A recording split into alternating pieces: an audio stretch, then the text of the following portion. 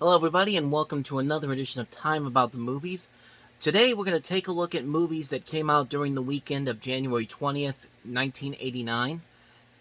And there wasn't really a whole lot of movies that came out that weekend. Most of the movies that came out were movies that had been in theaters for a couple of weeks, so much like last week, we're basically just going to talk about movies that have been released for weeks prior to that. One of the movies that I was going to talk about last week was The Experts, which I couldn't find the trailer for to really talk about it, but I did find it recently, so let's go ahead and take a look at some of that footage first, and then we'll talk about The Experts. Americans, here in the most secret KGB complex in the world. Deep in the heart of Russia. Beyond the doors of this classroom, there is an exact replica of a town in the United States. 2 Americans have been abducted. I'm going to bring in some experts on American culture and give this town the facelift it needs. 2 Americans who have no idea What are we doing in Wally and the Bee's bedroom? that they're not in America. I just got off a plane from New York. It's almost 1990. Here it's the 1950s. Now, We're going to transform this nightmare. they're going to show the Russians what's hip, AB positive. what's hot, What's your name? Bonnie, and yours? I forgot. and what's happening. The key to modern America is Japanese products. Steadies, TZs, compact bigs. Get out of town. You need to be well hung like a Russian woman. There's no time for sex games. I mean, the gun, it's an exciting touch and everything. They wanted authorities on American culture. Instead, they got the experts. Yeah, this was a weird movie. You have John Travolta and Ari Gross as these nightclub owners. They're sent in by Soviet spies to basically go into this town they've created from the 1950s to show what America's supposed to be like. But this takes place in 1989, and it's a weird movie. It's just a weird, bizarrely bad movie. This is a movie that's so bad that Paramount actually decided that they were going to pull the film's release before it was even supposed to come out, and they only did like a limited number of theaters for this one. But this is directed by Dave Thomas, who of course is from SCTV. Of course you know him from Rick Moranis and him doing the Strange Brew bit, which turned into the movie. But yeah, this is one of those. This was not an interesting movie. I think they were trying to create their own Spies Like Us, kind of. Because Spies Like Us was a big hit 4 years prior to this, and it just didn't work out the way they wanted it to. It just didn't. It wasn't a big hit. Most people forgot about it. I don't think it's ever been released on DVD or Blu-ray. I think it just went straight to VHS, and even then, copies of that are very hard to find. But I guess the only thing that's notable about this one is that this is the movie where John Travolta met his future wife, Kelly Preston. Which, I guess that's saying, if that's the only good thing you can say about this movie, that's pretty much all that needs to be said about that movie. That's one of those movies that not really is worth talking about, and most people could say the same thing about this next movie. From the author of Ordinary People. I'm already bored.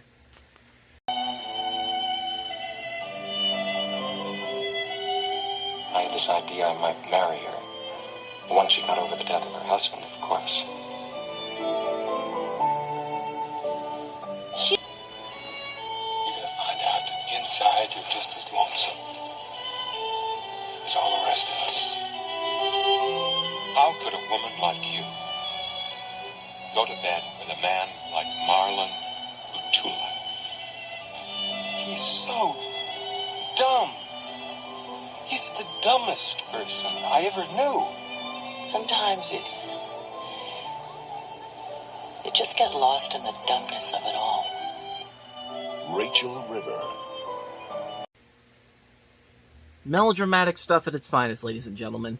Even though this has a pretty decent cast involved, including Pamela Reed, Zelko Avanek, and Craig T. Nelson, other than that, there's just nothing about this movie that's even remotely memorable about it. And you could probably tell because this was not a big hit at the box office, even with using the name from the author of Ordinary People, which of course won the Best Picture in 1980.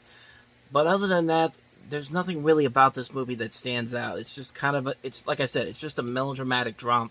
But there's nothing really all that exciting about it, and it's instantly forgettable. Like, as soon as you watch it, it's instantly forgettable. So that was the only big new release that came out that week. There was another movie that came out the same week, but I can't remember what it's called now. Give me 1 sec. Under the Son of Satan, but I couldn't find any trailers for that. I couldn't find anything about that movie, so we're just going to move on from there. And we're going to talk more about some of the films that came out during that time period that were in the box office. And let's start off with Tequila Sunrise with Kurt Russell and Michelle Pfeiffer and Mel Gibson. Here or anywhere else, and you couldn't catch me if I was trying to sandbags. Well, what do you think? What do you think's going on here? Well, maybe there's something you don't want me to know about. And how are we treating you this evening, Mr. McKenzie? What is it, Nick? You need some chapstick or something? Because your lips keep getting stuck on your teeth. Or is that your idea of a smile? Let's not discuss my business or his business or your business, okay? Well, that leaves us with nothing to talk about. What's it gonna be, Nick? Mel Gibson, Michelle Pfeiffer, Kurt Russell, Tequila Sunrise, Raul Julia, written and directed by Robert Towne. I just realized I said Tequila Sunshine. It's Tequila Sunrise. Tequila Sunrise, I should say. But anyway, yeah, Tequila Sunrise, starring Mel Gibson, Kurt Russell, Michelle Pfeiffer, Raul Julia. Directed by Robert Towne, who also did Chinatown. And this isn't quite Chinatown, but overall it's a pretty decent film. I think it's a very enjoyable movie. I like the performances from Russell, Gibson, and Pfeiffer. There's a lot of good tension. Some of the visuals are very nice. And, yeah, overall it's a very solid movie. I wouldn't say it's a classic movie, but it is a movie that is enjoyable to watch. I had a good time watching it. I definitely recommend checking it out. I'm gonna get you, sucker! Yes! And it's the story of the brothers' fight. Yes! Against Mr. Big. Yes! Well... Just get that sucker. Yes! It's about action. Bravery. I'm a soldier, man. I've been trained for combat. Romance. 12 inches. And danger. If y'all step on my bunny, I'll kill both of you. I'm gonna get you, sucker. No. It's got passion, pulse, rhythm, and soul. Great brother! Who are these guys? It's my theme music. Every good hero should have some. I'm gonna get you, sucker. Don't say that. I'm gonna get you, sucker. Even if you can't say it, you got to see it. I got you, sucker. Another great comedy to come out at the end of '88. I'm Gonna Get You Sucka, the movie from Keenan Ivory Wayans, who of course would later go on to make In Living Color, the first movie he ever directed, even though he wrote Hollywood Town a couple years prior to this. But yeah, I'm Gonna Get You Sucka is a really funny movie. It's a really funny film. Keenan Ivory Wayans is great in it. You also got Bernie Casey, Jim Brown, Isaac Hayes, John Witherspoon, a young Chris Rock is in this, David Alan Grier, John Vernon, the Dean from Animal House, playing Mr. Big. I keep forgetting his name. I'm going to forget a lot of names during this, but yeah, I'm Going to Get You Sucker. It's a movie that a lot of people don't really talk about all that much, but it's a funny spoof movie. It's a spoof on blaxploitation films, and it usually gets lost in the shuffle between Spaceballs and The Naked Gun, and just these great spoof comedies from this time period, Hollywood Shuffle. But definitely a very funny movie. If you haven't seen I'm Gonna Get You Sucker, I highly recommend checking it out. You'll have a good time with it. It's very funny movie indeed. I've always known I was born to dominate your sex and avenge my own. Is there anything I could do to help? Come back when you've succeeded with Madame de Tourvel, Yes. and I will offer you a reward. My love. I have this appalling reputation. Yes, I have been warned about you. What is true of most men is doubly so of him. I can't. Love what you promised Yes, not to of speak course, of it. I understand, but I must know. I can't. Come on. Why do you suppose we only feel compelled to chase the ones who run away? Immaturity. Dangerous Liaisons, a period drama that's pretty much the original Cruel Intentions, because Cruel Intentions took a lot from Dangerous Liaisons, as you can tell from the trailer here. And overall, it's a pretty good movie. Glenn Close is very good in this, John Malkovich, Michelle Pfeiffer. You also have Uma Thurman, Swoosie Kurtz, Peter Capaldi, Keanu Reeves, directed by Stephen Frears. Just It's an overall really enjoyable movie. It is very period piece. Like a lot of the tropes of period piece movies are definitely in this, but that's kind of the point for this particular film. I mean, if you like period pieces, you're definitely going to find a lot to enjoy in Dangerous Liaisons. George Lucas and Steven Spielberg present a Don Bluth film, The Land Before Time.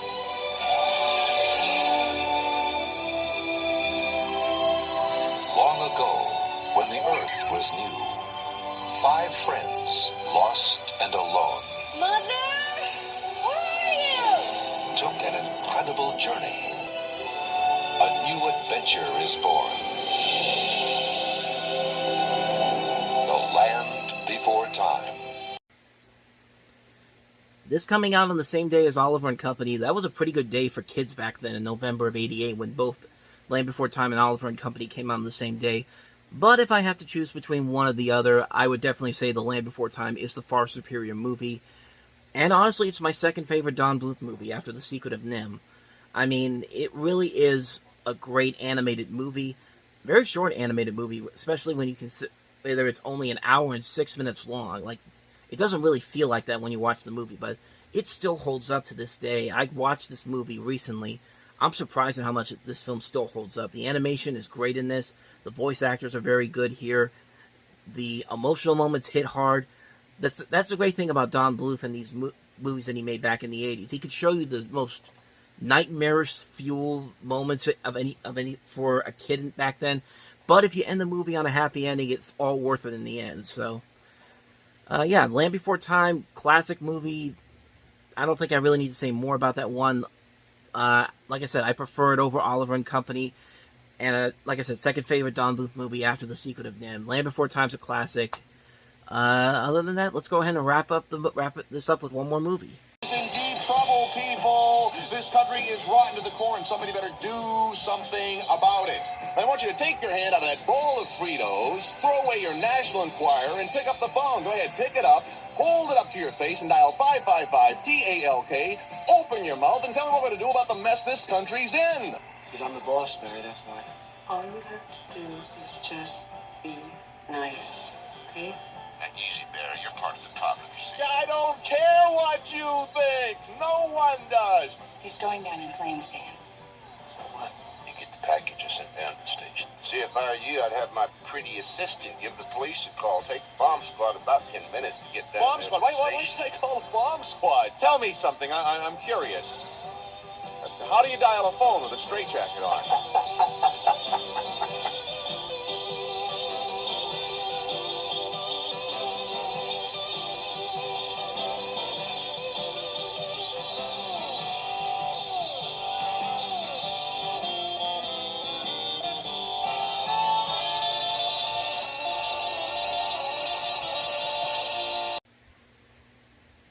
So after hitting 2 home runs with Platoon and Wall Street becoming critical and Oscar hits, talk radio's not as well known to many people, but I still pretty much enjoy it. I think it is an overall enjoyable movie. I don't think it's as good as the rest of Oliver Stone's movies that he was making during that 5-year period where he was just hitting hits one after another, like Platoon, Wall Street, Born on the 4th of July, JFK. This is probably the weakest of those films, but I still really enjoyed it. I like the actor who plays the radio personality in this, Eric Bogosian. You also get Alec Baldwin, Ellen Greene, Leslie Hope, John C. McGinley is in this movie. And it's an overall enjoyable movie. Not one of the better Oliver Stone movies, and definitely the weakest of that 5-year stretch where he was just hitting bullseyes one after another. But if you like Oliver Stone, you're definitely going to get a kick out of this movie. I highly recommend Talk Radio a lot. So, other than that, that's going to wrap up this week of movies for Time About the Movies. Next week, there are some movies that we're going to talk about, including Three Fugitives with Nick Nolte and Martin Short, along with a couple of cult films, including Parents, Cohen and Tate, Manifesto, and also Physical Evidence. So we'll definitely talk about those. And next week will be more of what we'll usually talk about. We'll talk about the newest releases coming out that particular weekend. So we won't be doing like every single new release that comes out that has been out.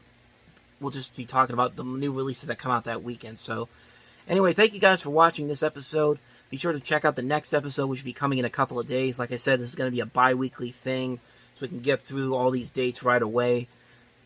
So, yeah, thank you guys for watching. I'll see you guys next time. So until then, take care.